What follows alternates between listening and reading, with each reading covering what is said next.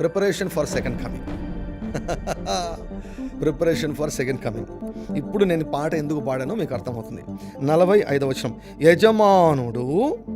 యజమానుడు తన ఇంటి వారికి తగిన వేళ అన్నము పెట్టుటకు వారిపైన ఉంచిన నమ్మకమైన వాడును బుద్ధిమంతుడైన దాసుడు ఎవడు?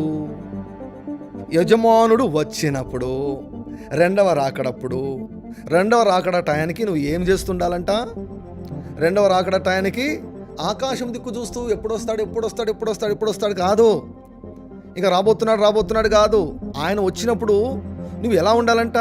నువ్వేం చేస్తుండాలంట? వచ్చినప్పుడు ఏ దాసుడు ఈలాగు చేచుండుట, చేస్తూ ఉండాలి. ఏలాగు చేస్తుండాలంట? తగిన వేళ అన్నము పెట్టుటకు. అంటే ప్రతి ఒక్కరికి యజమానుడు ఒక పని అప్పగించాడు.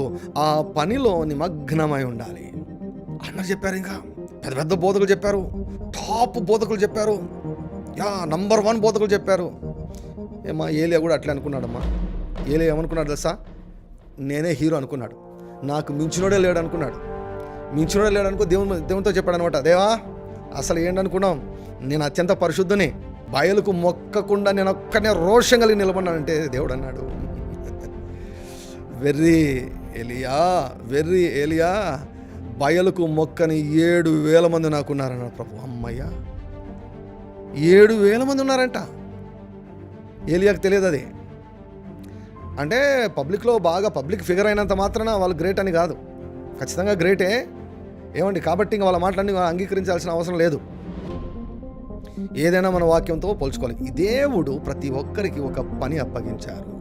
ప్రతి ఒక్కరికి ఒక పని అప్పగించాడు. సో ఆ పని చేయడంలో నిమగ్నమై ఉండాలి.